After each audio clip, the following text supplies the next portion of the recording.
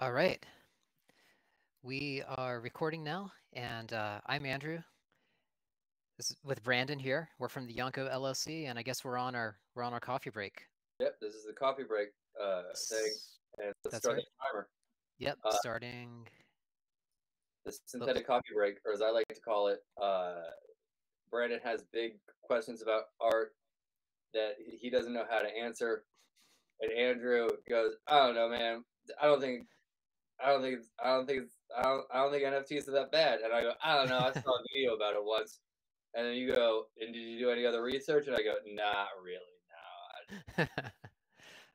Well, no, but I think the important thing is having the conversation, because I've mentioned to you before that I think that a lot of the hatred or whatever you want to call it for NFTs, I think comes from just misinformation, or not a complete understanding, and that kind of actually gets into what I think we had talked about today, or talked about talking about today, which was NFTs and the environment.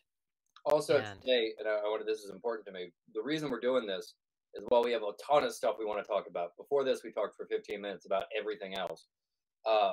We said we would do this, and I think artistically it is important to do your best to keep your promises. yeah, exactly, and it's right, and honestly, I think that's kind of the fun thing because the whole reason we have the timer on is because we tend to get off topic a lot. So, which in fact, we're actually doing it right now. So we should just swing back things around to I the just showed topic a of the day. cul-de-sac that we could go down to. It isn't that interesting cul-de-sac, and we can keep driving past it though. But there is a cul-de-sac back there. Exactly, exactly. um, okay, so anyway, so the big, with the environment, there's kind of two ways to answer it, I think. Mhm. And one is to, look at the arguments head on and find counter arguments and stuff like that. Now, this is going to sound kind of funny, but I'm going to kind of punt on that because the there's sort of the bigger issue, beyond NFTs of the environmental impact of crypto in general. And to be honest, like I think that at this point, there are a lot of good and bad arguments on both sides. I think it's one of those topics which, at this point, like you can kind of, look on the internet and find whatever you agree with, and that ranges, and there's good and bad arguments, like I said, on both sides, and they range from the you know big sweeping generalizations, with memes, Mhm. to very actually subtle and nuanced arguments. And so I think actually, when it comes down to it, I think it's a pretty complicated issue. So I think that people should do their own research about that general environmental impact. And the reason I want to punt is because what I think most people don't know is that the reason um, it has the reputation of having uh, a negative environmental impact is because of something we call proof of work. Mhm. And that refers to um, The math problem the way, you have to do, right? yeah, because with Bitcoin, so this is Bitcoin was the first cryptocurrency, and the whole thing that made it unique was something called the blockchain, and the way that the blockchain is essentially the way that transactions are verified, and um, the way that the person or people who created Bitcoin did it was with what's called proof of work. And proof of work involves a lot of stuff that I don't understand, but because of its mechanism, then it does take a lot of machines to use it. Now, this goes back to what I was saying earlier, because you find people arguing back and forth about there's uh, you know the different way. Anyway, let's skip over all that, because there's a lot of back and forth about that. But what I think a lot of people don't know is that proof of work is not the only way. And in the years since Bitcoin was invented, which it's been about 10 or 12 years now, What a weird um, way to feel old. yeah, then people have actually invented newer ways. And the most popular right now is called proof of stake. And staking in crypto is when you take your money or your coins or your tokens and you lock them away for a certain amount of time. and when you get them back, you have hopefully earned interest. So in the non-digital world, it's kind of like when you go to a bank and you put your money in a certificate of deposit for a year or 10 years or 15 years. After that amount of time, you get it back with interest. That's essentially what staking is. And so there's a consensus mechanism that's built around that proof of stake. And since it doesn't use all the complicated math problems and machines that proof of work requires, then it is the environmental question is literally not an issue. There really is literally no issue with proof of stake. So, while there's a lot to talk about with this, and a lot of things I think that have to be worked out with crypto in general, what I think is actually more exciting is that there is this alternative, and it's this, and proof of stake honestly is quickly becoming the standard. And proof of work, I think personally, I think proof of work in time will be a very small percentage of crypto and NFTs. So that's basically the setup for this. And so I don't know if this is the first time you've heard this or not, or I don't know if you have questions or what your reaction is, or I don't know. What do you think? I know that these things exist because we've talked about it before. And I know that math is involved in proof of work, but I don't know what type of math or why. And I don't know, like, it's funny because everybody's always like, oh, the environmental impact. And I don't know how much of that is because I drive a car and that has an environmental impact. And I don't know those differences. And I also so proof of stake is basically, and I'm not saying this negatively. I'm just saying this as what I understand it. It's like you put it behind a door. You make like 50 things, and then you make a little machine, and it releases one of those things at a time. Is that what I'm understanding? For proof of work? No, proof of stake. Proof of Because stake. proof of work, you do a big complicated math problem that no one else can duplicate. You say this thing is that math problem, right? Yeah.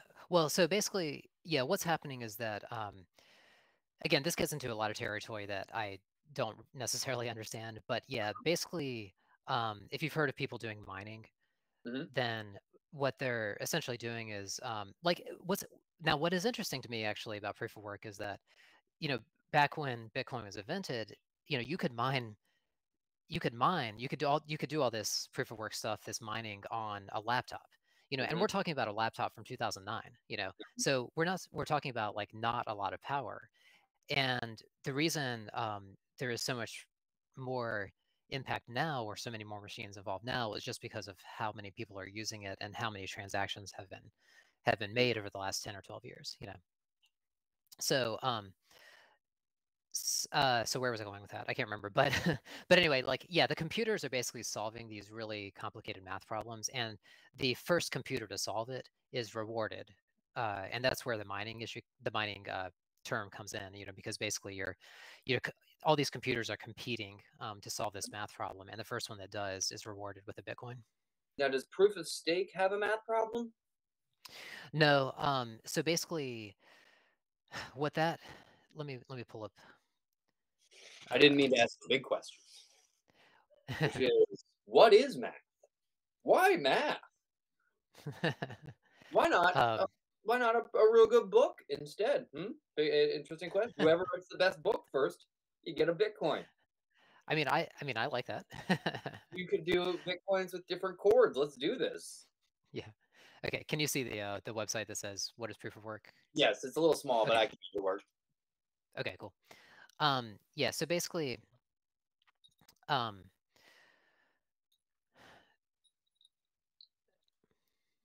okay. So the reason it's called proof of work is because the network requires huge amount of processing power. Proof of work blockchains are secured and verified by virtual miners around the world, racing to be the first to solve a math problem.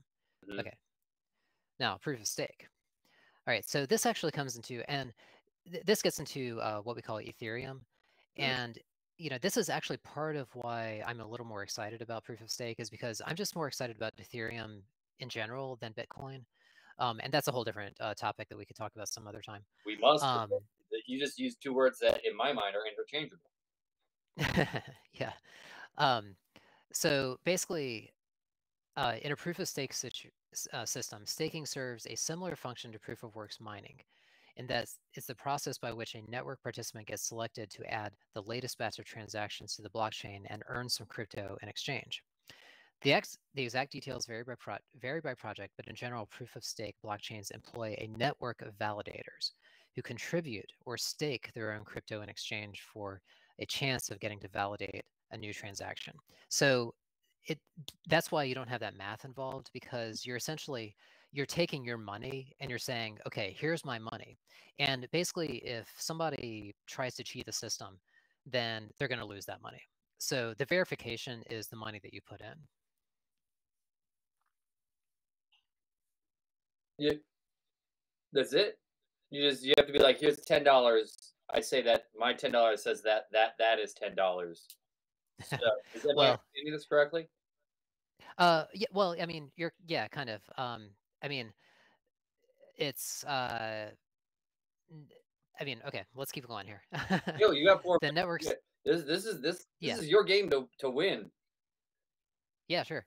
The network selects a winner based on the amount of crypto each validator has in the pool and the length of time they've Uh-huh. had it there. Okay, so part of it is the most Mhm. invested people.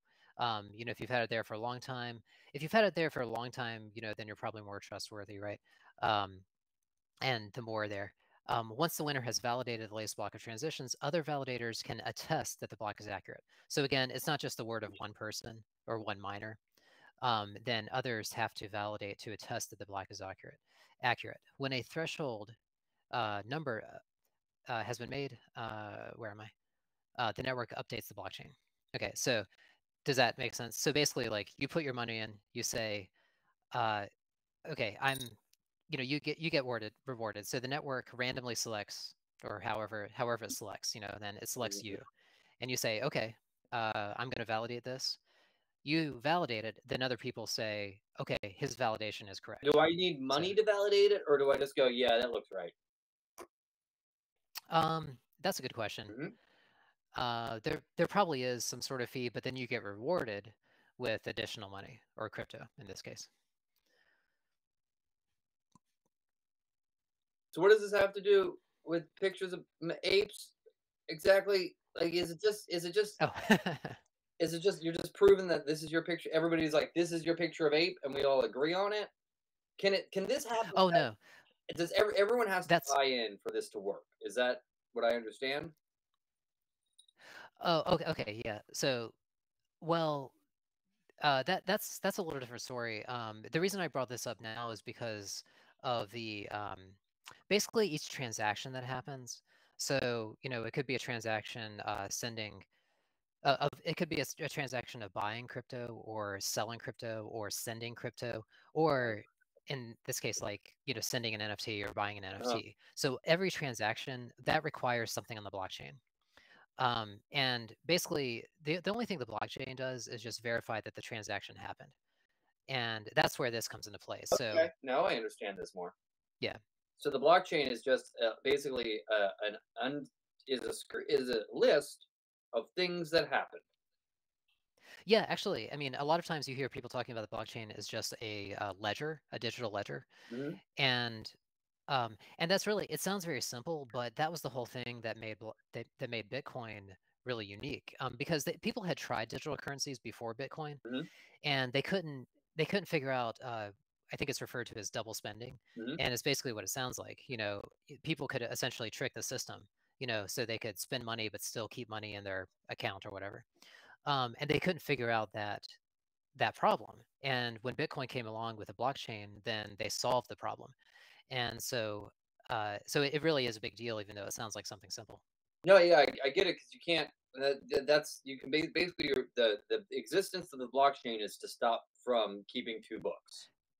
Like, Exactly. And yeah, and what a lot of people talk about is another reason Bitcoin is amazing is because, it's been 12 years, 12, 13 years, and it's never been hacked or never been, wrong. The blockchain itself.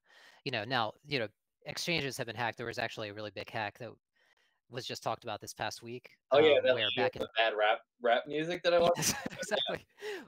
Which I mean, that has to be one of our topics, maybe for next time, maybe. I think that might be what I think we can jump from here. We're at the end, so we'll plan next week.